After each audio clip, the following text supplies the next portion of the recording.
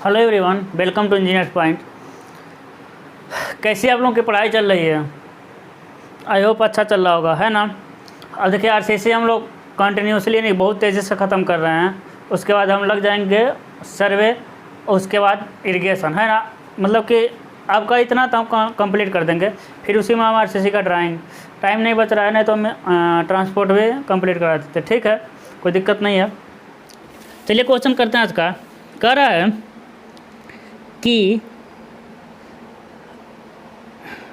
यदि लोहे के छड़ का व्यास डी है, तो क्वेश्चन है आपका, यदि लोहे मतलब छड़, लोहे का व्यास डी है, तो यदि लोहे का व्यास डी है तो हुक का व्यास है, क्या कर रहा है आपका, हुक का व्यास है, हुक का व्यास कितना होगा, ये इनका रहा है ए बी सी और डी।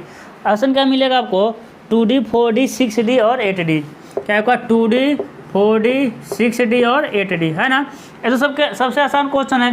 हुक बोला है, हम स्टैंडर्ड हुक कितने अंश को कहते हैं बताइए तो।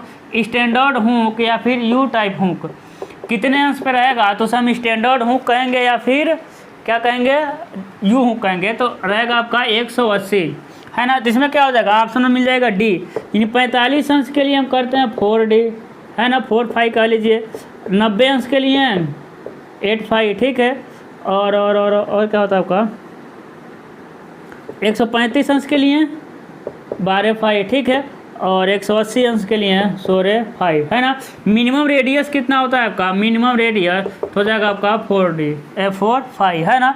एक और चलिए उसको अगले क्वेश्चन में कराते हैं उसको, ठीक है। इतना कन्फर्म है, ये तो पीछे का क्वेश्चन था, इसको तो कराने का कोई मतलब ही नहीं है। अगला क्वेश्चन देखिएगा। अगला क्वेश्चन क्या कर रहा है, हाँ कह रहा है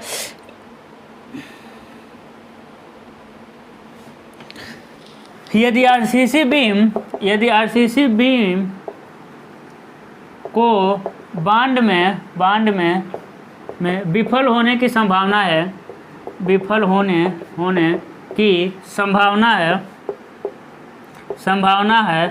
है तो उसके विफलता को कैसे रोक सकते हैं, क्या रोक सकते हैं, है ना। बांड फेलियर हो रहा है, ए बी सी और डी।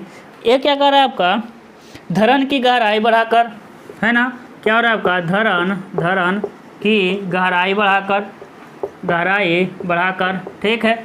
दूसरा क्या कर रहा है, पतले तथा अधिक संख्या में छड़ प्रयोग करके, पतले तथा अधिक संख्या में छड़ प्रयोग करके, है ना। अभी हम आराम से अच्छे राइटिंग में लिखे तो ज़्यादा टाइम लग जाएगा, ठीक है, समझ रहे हैं, इसलिए थोड़ा घसीट रहे हैं इसको। दूसरा अगला क्या हो जाएगा, मोटे तथा कम छड़ों की संख्या में प्रयोग करके, मोटे तथा कम छड़ों की संख्या प्रयोग करके। अगला हो जाएगा ऑल ऑफ एबव, यानी सभी, क्या हो जाएगा, ऑल ऑफ एबव, यानी पूरे के पूरे मतलब कि समस्या का समाधान है। तो क्या मिलेगा ऑप्शन, आपको ऑप्शन मिल जाएगा बी, है ना।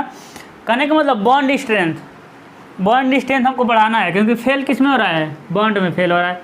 तो बॉन्ड में फेलियर को कैसे बढ़ाते हैं, समझिएगा, बॉन्ड में फेलियर को कैसे बढ़ाते हैं, यानी बॉन्डिंग बनता कैसा है, एक कंक्रीट है, ये आपका क्या हो गया, स्टील, इन्हीं दोनों के मध्य सरफेस में बनता है। तो बॉन्ड में यदि फेल हो रहा है ना, तो क्या करते हैं कि मोटे छड़ों के स्थान पे रेनफोर्समेंट में हम वृद्धि नहीं करते हैं, एरिया ऑफ रेनफोर्समेंट वृद्धि नहीं करते हैं। जैसे समझिएगा, जैसे कि एरिया आ गया आपका, एरिया ऑफ रेनफोर्समेंट आ गया 1000, समझिए, एरिया ऑफ रेनफोर्समेंट आ गया 1000। जबकि एक छड़ का क्षेत्रफल मान लेते हैं हम लोग 10 mm², ठीक है। तो नंबर ऑफ बार कितना आएगा, नंबर ऑफ बार कितना आ जाएगा आपको, 100 नंबर, यही तो आएगा 100 नंबर। तो हम क्या करेंगे ना, ऑप्शन इसका बता दिए, पतले छड़। अभी बॉन्ड में जब फेल होगा तब क्या करेंगे, हम ऐसा व्यास चुनेंगे कि एक छड़ का क्षेत्रफल कितना मिल जाए, 10 से कम मिल जाए, 5 mm²। क्षेत्रफल कैसे निकालते हैं, π/4 फाई का स्क्वायर, व्यास कम करने पर क्षेत्रफल कम हो जाएगा, है ना। अब क्या करेंगे, अब जब नंबर ऑफ बार देखेंगे तो कितना आ जाएगा आपका, 1000 में 5 से भाग दे देंगे तो आ जाएगा 200 नंबर। कितना नंबर आ जाएगा? 200। ये 200 नंबर से क्या हो गया? देखिए एरिया नहीं कम किए हैं, एरिया अभी भी 1000 है, यानी एरिया अभी भी 1000 था, अभी भी एरिया 1000, बस मोटे छड़ों के स्थान पे क्या कर दिए हैं? पतले छड़ लगा दिए हैं, है ना। उससे क्या हो गई है? संख्या, छड़ों की संख्या बढ़ने से उसके क्षेत्रफल क्या मिलता है? अधिक मिलता है। कैसे मिलता है? देखिएगा एक बॉक्स है, ठीक है ना, यानी घन है, एक क्या है आपका घन है, ठीक है। अब इस पर आपका कितने जगह से कांटेक्ट कर सकते हैं? ऊपर से, यहाँ से, यहाँ से, लेकिन हम इसको छोटे छोटे टुकड़ों में काट दें, इसको क्या कर देना है? छोटे छोटे टुकड़ों में काट दें, तो अब कहाँ कांटेक्ट कर सकते हैं भाई? अब बाहर तो कांटेक्ट कर ही सकते हैं, लेकिन जब टुकड़े में इसको काटेंगे तो इसका भी तो चारों तरफ टुकड़ा मिलेगा, है ना। कहने मतलब इस मोटे को कई पार्ट में काट दें तो उसका क्षेत्रफल यानी क्या होता है? थोड़ा थोड़ा बढ़ जाता है, ठीक है। यानी टुकड़े का भी जो भी टुकड़े होंगे उसके चारों एरिया में कवर करना पड़ेगा। तो इससे क्या होता है? प्रतिरोध का क्षेत्रफल बढ़ता है, जिससे बॉन्डिंग क्या हो जाती है? बढ़ जाती है। धरन की गहराई बढ़ाकर क्या करते हैं? जब कर्तन में फेल होता है, जब बीम क्या होता है मेरा? कर्तन में फेल होता है ना, कर्तन में फेल होता है, तब क्या करते हैं? गहराई बढ़ाते हैं। बीम का कर्तन में फेल होगा तो क्या करेंगे? धरन की गहराई बढ़ाकर उसको मजबूत करते हैं। या सिर्फ कह दे कि बीम प्रतिरोधी या गुण में फेल हो रहा है, तब भी क्या करते हैं? धरन की गहराई कैसे बढ़ाते हैं? देखिए एम.आर = QBD² होता है कि नहीं? धरन की चौड़ाई बढ़ाने से भी प्रतिरोधा गुण बढ़ेगा, धरन की गहराई बढ़ाने से भी प्रतिरोधा गुण बढ़ेगा। लेकिन फ़ायदा क्या होता है कि चौड़ाई को 2 गुना बढ़ाएंगे तो प्रतिरोधा गुण 2 गुना ही बढ़ेगा। क्वेश्चन आ सकता है, चौड़ाई को 2 गुना बढ़ाएंगे तो प्रतिरोध 2 गुना ही बढ़ेगा, लेकिन गहराई को 2 गुना बढ़ाएंगे तो प्रतिरोध कितना? 4 गुना बढ़ जाएगा। इसलिए हम ज़्यादा प्रेफर किसको बढ़ाना करते हैं? गहराई को, है ना। गहराई को बढ़ाने में क्या होता है? हमको फ़ायदा मिलता है। आगे बढ़ें, समझ आ रहा है? छड़ों की संख्या, यानी छड़ों का मात्रा नहीं कम करना है, छड़ों की संख्या कम ज़्यादा कर रहे हैं, ठीक है। अगला क्वेश्चन क्या कह रहा है? अगला क्वेश्चन कहाँ गया? हाँ, कह रहा है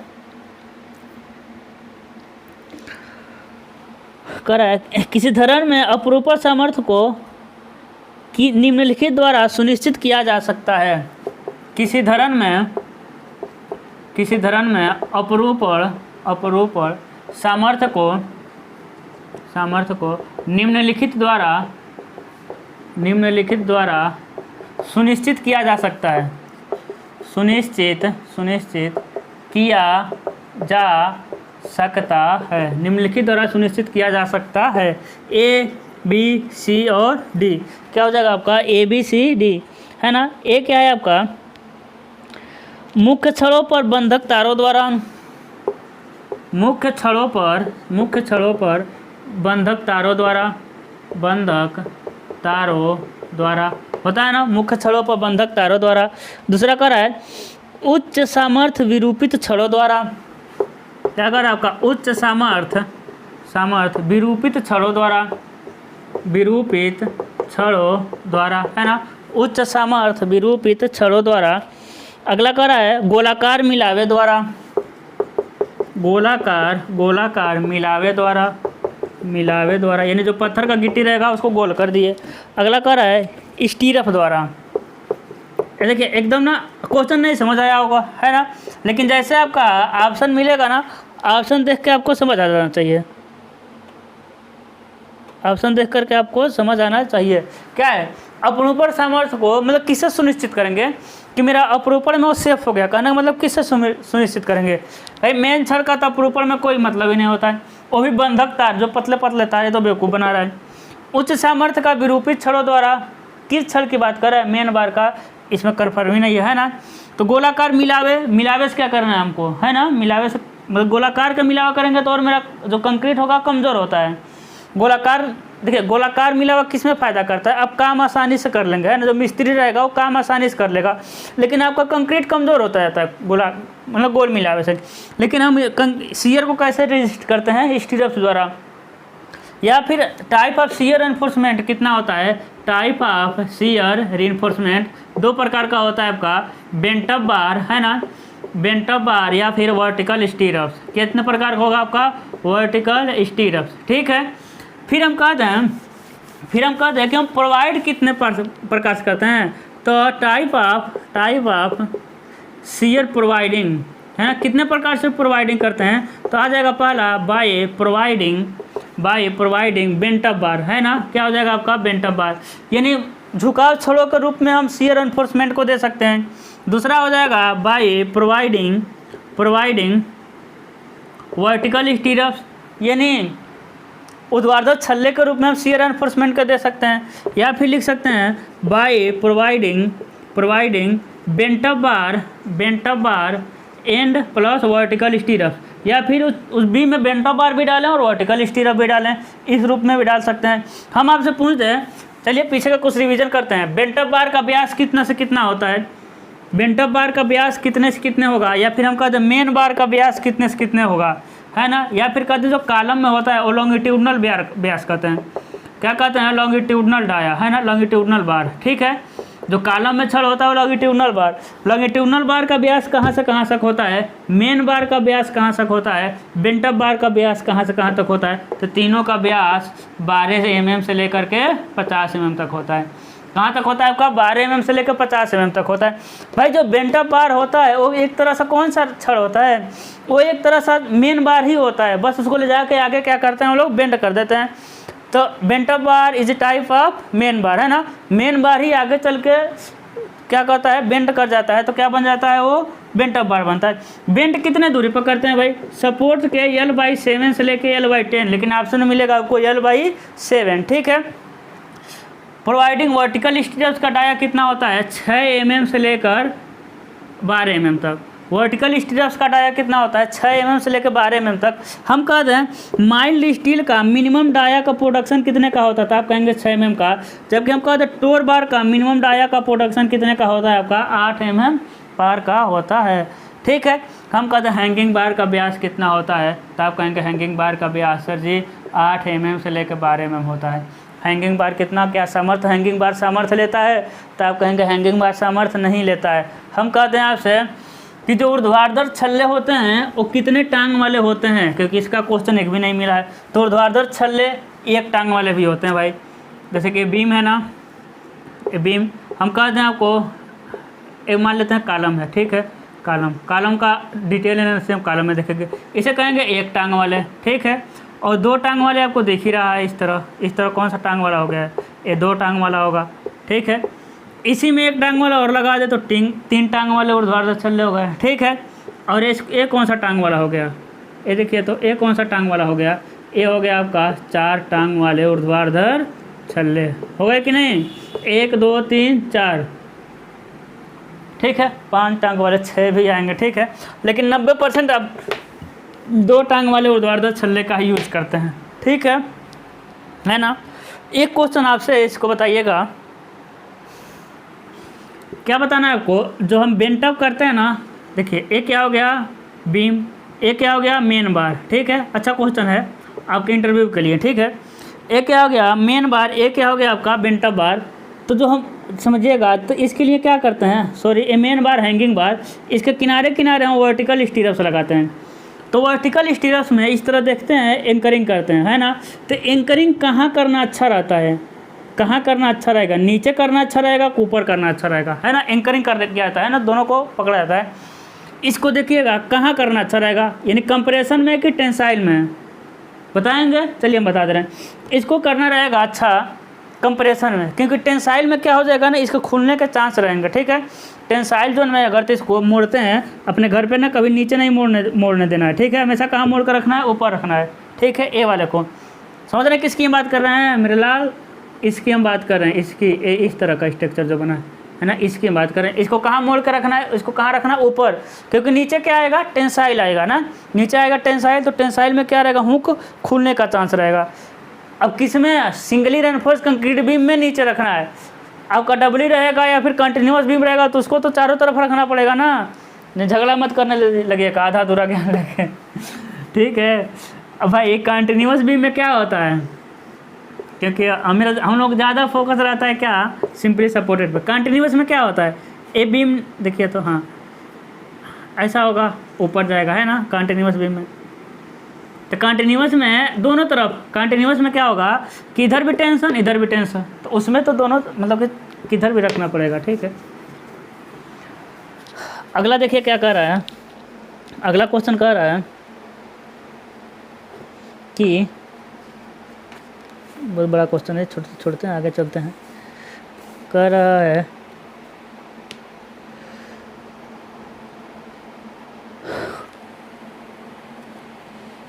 अब देखिए पुराना क्वेश्चन आ गया। कह रहा है कि माइल्ड स्टील के लिए मिनिमम नॉमिनल कवर कितना रखते हैं। देखिए पुराना क्वेश्चन है ना पिछले चैप्टर का, तो कितना रखते हैं। माइल्ड के लिए 20, मॉडरेट के लिए 30, सीवियर के लिए 45, वेरी सीवियर के लिए 50, एक्सट्रीम के लिए 75। ये तो आपको याद होगा, हमको ऐसा लग रहा है ना। ठीक है,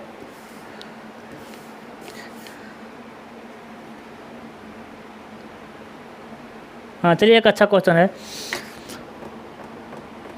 कह रहा है हुक के सिरे के पास किसी छड़ के, क्या कह रहा है आपका क्वेश्चन, हुक के सिरे के पास, हुक के सिरे के पास किसी छड़ के हुक के सिरे के पास किसी छड़ के सीधे व्यास की लंबाई कम से कम होनी चाहिए। सीधे भाग की लंबाई कम से कम होनी चाहिए। A B C D है ना, 2D 4D 6D 9D। आपका 8D तो आया ही नहीं। बताइए क्या होगा आंसर इसका, बताइए।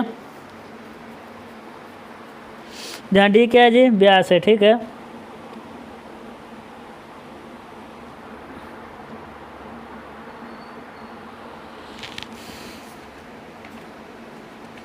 क्या होगा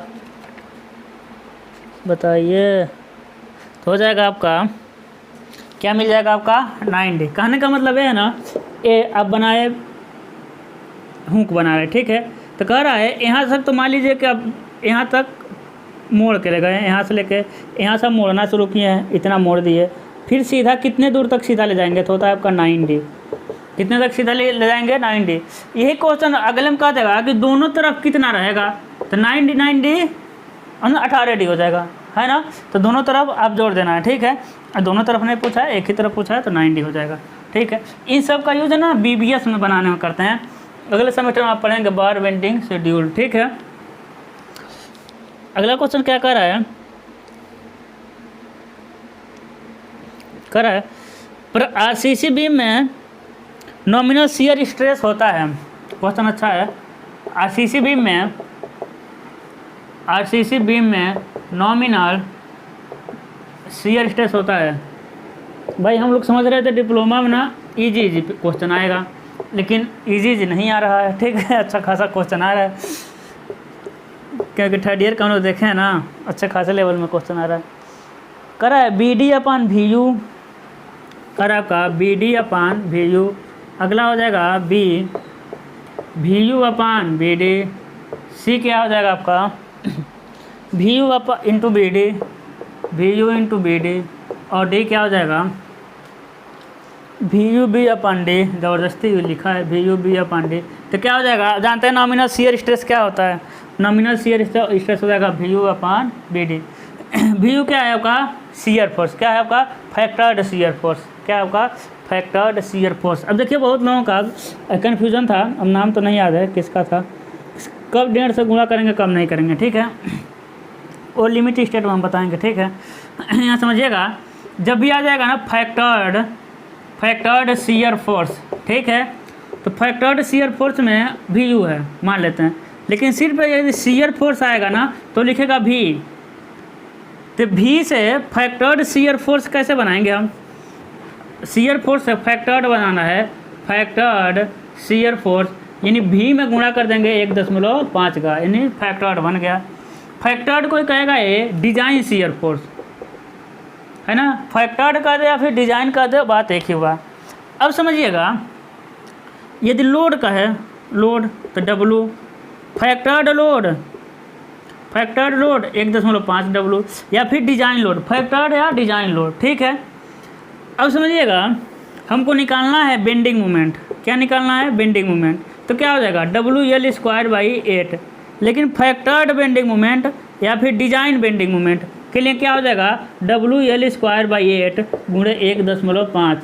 लेकिन एक बात आप समझिएगा, यदि आपको पहले से ही फैक्टर्ड लोड दे दिया हो, फैक्टर्ड लोड यानी WD दे दिया हो, फैक्टर्ड लोड कितना है आपका WD, हमको क्या निकालना है फैक्टर्ड यानी डिजाइन या फैक्टर्ड बेंडिंग मोमेंट, तो क्या हो जाएगा WD_L²/8। ठीक है, सब सिंपली सपोर्टेड बीम पे यूडीएल लगाओ। अब बताइए क्या इसमें डेढ़ से गुणा होगा? नहीं होगा डेढ़ से, क्योंकि जो डेढ़ से गुणा था ना वो पहले ही कर दिया था। बात समझ में आ रही है? जो डेढ़ से गुणा था इसमें देखिए, इसमें क्या लोड में डेढ़ से नहीं गुणा किया था, सिर्फ W था, तो डेढ़ से गुणा करके फैक्टर्ड बनाए। लेकिन इसमें तो W पहले ही गुणा कर दिया है, तब इसमें डेढ़ से गुणा नहीं करने वाले हैं। जब भी सिंपल सा लिखा है बेंडिंग मोमेंट तो समझ जाना है कि उसमें डेढ़ से हमको गुणा करना पड़ेगा। और जब भी लिख देगा factored bending moment, factored shear force, factored load, है ना, फैक्टर्ड मोमेंट एवरेज, कुछ भी बोल दे, या फिर design shear force, design bending moment, design load, कुछ भी कह दे तो समझिए कि गुणा किया हुआ है। और सिर्फ बेंडिंग मोमेंट शियर फोर्स कह दे तो समझिए कि उसमें गुणा करना पड़ेगा, लिमिट स्टेट में, वर्किंग में नहीं गुणा करना है। ठीक है,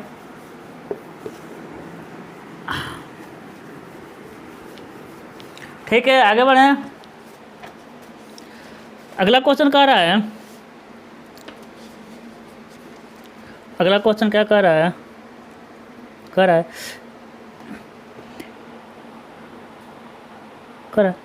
ऐंठन के लिए किस प्रबलन का यूज़ करते हैं?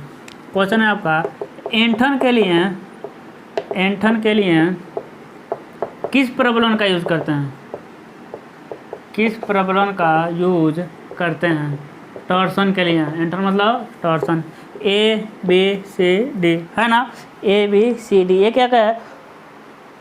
लॉन्गिट्यूडनल रेनफोर्समेंट, LONG रेनफोर्समेंट, देख लीजिएगा लॉन्गिट्यूडनल लिखे हैं। ठीक है, कह रहा है longitudinal and shear reinforcement, longitudinal and shear reinforcement, longitudinal and shear reinforcement. अगला कह रहा है शियर रेनफोर्समेंट, कह रहा है आपका शियर रेनफोर्समेंट, और कह रहा है आपका नॉन ऑफ दिस। अगला क्या दे रहा है आपका? इनमें से कोई नहीं। तो इसका सिंपल साइंस थोड़ा देगा दोनों, है ना। टॉर्सन आप लोग नहीं पढ़े, ठीक है, बस याद रखिएगा। टॉर्सन के लिए क्या करते हैं? लॉन्गिट्यूडनल रेनफोर्समेंट भी यूज़ करते हैं, यानी कहने का मतलब मेन बार भी यूज होता है और शियर भी, ये दोनों मिलकर क्या करते हैं? टॉर्सन को रोकते हैं, मरोड़ को रोकते हैं।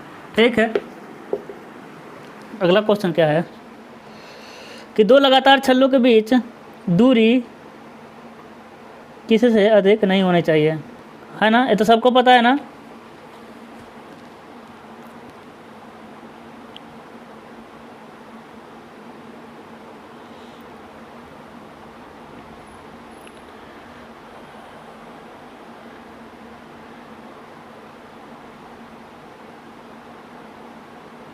कह रहा है कि दो छल्लों के बीच, अच्छा क्वेश्चन है, के बीच कम से कम कितनी दूरी होती है? ए हो जाएगा आपका 100 mm, बी हो जाएगा आपका 200 mm, 200 है, ठीक है। सी क्या हो जाएगा आपका 400 mm, और डी क्या हो जाएगा आपका 600 mm। तो बताइए, देखिए एक 0.75 डी और 300 था, है ना, 300 mm क्या था? विच ईवर इज लेसर, इनमें से जो कम हो क्या है आपका? मैक्सिमम, यानी इससे अधिक नहीं रखना है हमको, ठीक है, इससे अधिक नहीं रखना है, ठीक है। लेकिन अब पूछा है कि कितने से कम नहीं रखना है। भाई किनारे पर हम क्या करते हैं? शियर एनफोर्समेंट को किनारे पर घटा कर नज़दीक रखते हैं। तब इतना ना नज़दीक रख दीजिए कि उसमें कंक्रीट ही ना घुस पाए, इतना ऐसा भी तो नहीं करना है कि कंक्रीट ही ना घुस पाए, वो तो वैसे कमज़ोर हो जाएगा। तो कितने से कम दूरी पे हम छड़ को नहीं रख सकते हैं? तो कितने से? 100 mm पे। 300 mm से अधिक दूरी पर नहीं रखना है, 100 mm से कम दूरी पर नहीं रखना है, ठीक है। तो आसान क्वेश्चन था, इसको याद रखिएगा, रटने वाला क्वेश्चन है। 100 mm से कम दूरी पर नहीं रखना है हमको, ठीक है। अगला क्वेश्चन क्या कर रहा है? अगला क्वेश्चन आसान है, ठीक है, 4 सिग्मा ST पूछ रहा है।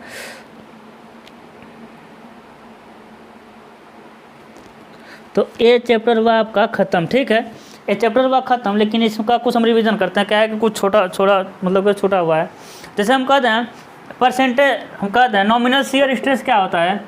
तो आप कहेंगे नॉमिनल शियर स्ट्रेस होता है आपका VU/PD, है ना। हम कहते हैं design shear strength of beam, समझिएगा। बीम ब्रैकेट में क्या है आपका विदाउट शियर रीइंफोर्समेंट, है ना। क्या हो जाएगा आपका विदाउट शियर रीइंफोर्समेंट। समझिएगा, जो मेरा थियरी वाला पोर्शन देखे होंगे उनको कोई दिक्कत नहीं होगा। जो आप क्या देख रहे हैं डायरेक्ट MCQ, उसको थोड़ा सा दिक्कत होता है, ज़्यादा नहीं, थोड़ा सा हो सकता है। हम कोशिश कर रहे हैं कि मतलब कन्फ्यूज़न ना रहा है। नॉमिनल शियर स्ट्रेस होता है ना, जो काटने वाला होता है, ये काटता है। किसको काटता है? बीम को काटता है ना। क्या करता है? बीम को काटता है। लेकिन ये जो डिजाइन शियर स्ट्रेस का बीम है, ये बचाता है। कहने का मतलब बीम की शक्ति है खुद की, ये बीम की खुद की क्या है? शक्ति है। तो इसको कैसे निकालते हैं? इसको निकालते हैं, पहले निकालें परसेंटेज स्टील कि नहीं, कैसे निकालेंगे? 100 AST/BD से। परसेंटेज स्टील और कंक्रीट के ग्रेड M, 20, M, 50 के अनुसार हम सारणी से टाउसी का मान ज्ञात करते हैं। पढ़े कहीं टाउसी। और हम बता चुके हैं आपको, टाउ का मतलब ये होता है शियर, काटने वाला। टाउ यानी कर्तन सामर्थ्य है, यानी काटने वाला VU/BD था। अब डायरेक्ट हम बता रहे हैं, ठीक है। एक बार कोशिश करिएगा, एक बार थ्योरी पोर्शन आप देख लेंगे ना ढूंढ कर, उसको मतलब कंसेप्ट एकदम बिल्डअप हो जाएगा आपका, बहुत अच्छा समझ हो जाएगा आपका अंदर। तो इसको यानी एक काटने वाला बल है, ठीक है। अब काटने वाला बल कहाँ होगा भाई? अभी हम डिटेल में जाएंगे ना तो वीडियो लंबा हो जाएगा, समझिएगा। कर्तन सबसे अधिक किनारे पर ही तो रहता है, तो नीचे से आपका VU लगेगा, यानी बल है आपका कर्तन बल। जबकि धरन की चौड़ाई B और गहराई D, है ना। तो यही होता है बल बराबर प्रतिबल बराबर बल VU/क्षेत्रफल BD, है ना। और कर्तन सामर्थ्य हमेशा इसके समानांतर लगता है, तभी सामर्थ्य कर्तन मिलेगा। तो VU/BD एक काटने वाला बल है। लेकिन कंक्रीट का खुद का सामर्थ्य कितना है? टाउसी। खुद का सामर्थ्य कितना है? टाउसी, उसे कहते हैं लोग टाउसी। सिर्फ देखिएगा, हम मेरा लैंग्वेज समझिएगा, सिर्फ हम क्या बोल रहे हैं? कंक्रीट का सामर्थ्य है, सिर्फ कंक्रीट का सामर्थ्य ब्रैकेट में लिखा है विदाउट शियर एनफोर्समेंट, यानी उसमें हम अभी भी बेंटअप बार, उसमें अभी हम वर्टिकल स्टीरअप्स नहीं डाले हैं, यानी शियर एनफोर्समेंट डाले नहीं हैं। यानी अभी तक बीम में क्या है? मेन रेनफोर्समेंट बस है। कंक्रीट और मेन रेनफोर्समेंट मिला करके उसका सामर्थ्य होगा, उसे हम कहेंगे टाउ सी। काटने वाला बल इसे हम लोग कहते हैं टाउ भी। बचा मतलब कि कंक्रीट का खुद का सामर्थ्य जिसमें सिर्फ मेन बार है, अभी शियर एनफोर्समेंट नहीं है, लिखे ना विदाउट शियर एनफोर्समेंट कितना है? टाउ सी। समझ आ रहा है? अब बताइएगा, यदि काटने वाला जो बल है वो 50 न्यूटन हो जाए और बचाने वाला बल यानी कंक्रीट का खुद का सामर्थ्य 60 न्यूटन का है, तो क्या हमको शियर एनफोर्समेंट डालने की आवश्यकता है?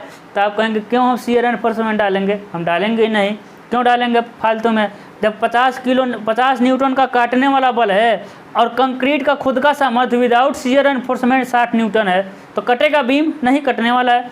लेकिन 50 न्यूटन का काटने वाला बल लग रहा है सपोर्ट पे और 40 न्यूटन का बीम का सामर्थ्य है जिसमें रेनफोर्समेंट नहीं डाले हैं। अब बताइए, आपको रेनफोर्समेंट डालना पड़ेगा शियर रेनफोर्समेंट, तभी तो आपका बीम कटेगा, नहीं तो काट नहीं देगा। 50 न्यूटन का काटने वाला है और आपका बीम का सामर्थ्य कितना है? 40 न्यूटन का। इसलिए काटने वाले बल को हमारा बीम न कटे, इसलिए हम क्या डालेंगे अब? Shear enforcement. शियर एनफोर्समेंट की जगह आप क्या डाल सकते हैं? बेंटअप बार, वर्टिकल स्टीरअप्स, यानी उसको डाल देंगे, तब हम कहेंगे maximum shear strength of beam with shear enforcement. और shear enforcement with shear enforcement, इसे हम लोग कहते हैं टाउ सी मैक्स। इसको हम कहाँ से निकालते हैं मेरे भाई? सारणी से निकालते हैं। आप लोग सारणी देखिए, उसमें सारणी दिया होगा, इसका भी सारणी मिल जाएगा और टाउ सी मैक्स का भी सारणी मिलेगा, इससे टाउ सी मैक्स। अब समझिएगा, यानी ये वाला क्या है? जिसमें शियर एनफोर्समेंट आप नहीं डाले हैं उसका सामर्थ्य। ये क्या है? जिसमें आप शियर एनफोर्समेंट डाले हैं। अब समझिएगा, यदि अभी भी काटने वाला बल 50 का ही है, इसका 40 था, अभी हम टाउ सी मैक्स आ गया 48, अभी भी तो आपको काट देगा।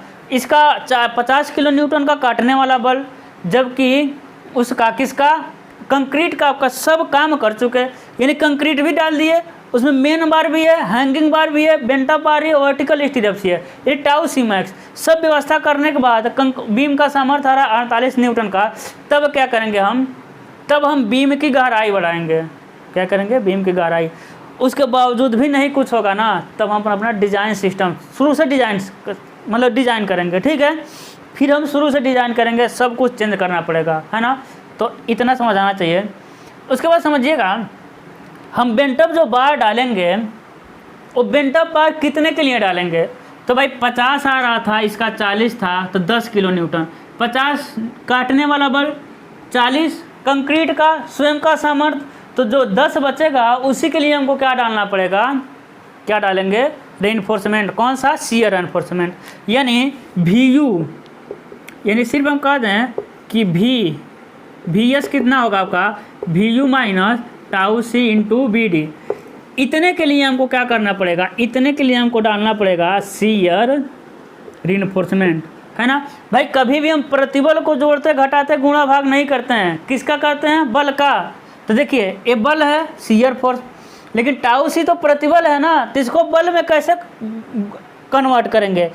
प्रतिबल में क्षेत्रफल से गुणा करेंगे, B गुणे D, है ना। तो हम कभी भी बल को जोड़ते घटाते हैं, क्षेत्रफल प्रतिबल को जोड़ते घटाते नहीं हैं। तो कितने बल के लिए हमको शियर रेइंफोर्समेंट चाहिए? इसे कहते हैं net shear force. Net shear force कितना होगा?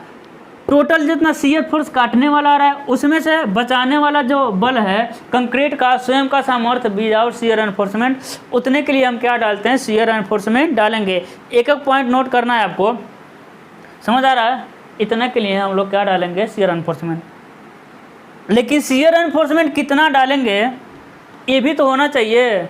इतने बल के लिए डालेंगे, लेकिन कितना डालेंगे? ऐसा नहीं इतने दूरी पर डाल दीजिए, इतना भी नहीं दूर दूरी पर डाल दीजिए। कितने दूरी पर डाल दीजिए? उसके लिए हम लिखते हैं स्पेसिंग ऑफ, क्या डालते हैं? स्पेसिंग ऑफ रेइंफोर्समेंट, है ना। क्या होता है? यस होता है आपका AST सिग्मा ST D/VS, है ना, VS। ठीक है, क्या हो जाएगा आपका? AST sigma ST VS।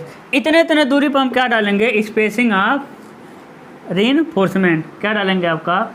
Spacing of vertical stirrups.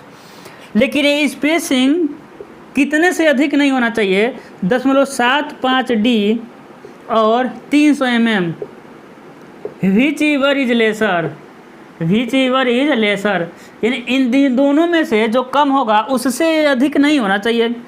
यदि इन दोनों में से जो कम है उससे अधिक है, तो इन दोनों में से जो कम होगा उतने दूरी पर हम डाल देंगे,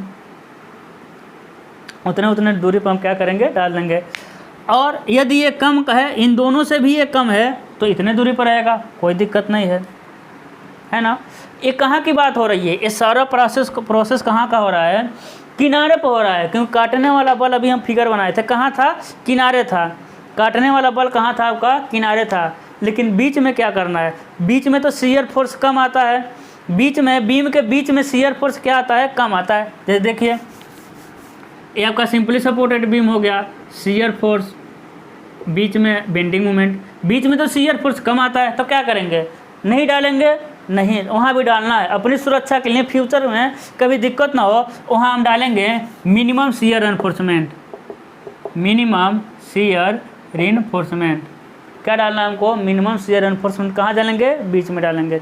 तो आई होप आपको समझ आया होगा। मिनिमम शियर रेइंफोर्समेंट आप लोगों को पता ही है। तो ये आपका था कि इतना थोड़ा सा ब्रीफ में डिस्कशन जरूर था, इसमें से एक क्वेश्चन हो सकता है आपका फंसे। ठीक है, तो एक क्वेश्चन एक आपका कंप्लीट हुआ क्या? 3 चैप्टर अच्छे से। अब आपका शुरू होगा सिंगली रेइंफोर्स्ड बीम। ठीक है, सिंगली रेइंफोर्स्ड बीम। अब आपका सिलेबस में क्या बच रहा है? सिंगली रेइंफोर्स, डबली रेइंफोर्स और क्या बचेगा? T beam. इतना ही तो मेन है स्लेब बच रहा है, तो इसमें ज़्यादा क्वेश्चन नहीं बनते हैं। ठीक है, उसके बाद हम लिमिट स्टेट पर आना ही है। अब हम फोकस ज़्यादा करेंगे यार इरिगेशन और सर्वे पर। ठीक है, तो आप लोग कैसा सेशन लगा ज़रूर बताइएगा। और फिर फाइनली हम कहना चाहेंगे क्या कि आप नए हैं चैनल को सब्सक्राइब कर लीजिए, पुराने वाले लोग ज़्यादा से ज़्यादा शेयर करें। Thank you so much.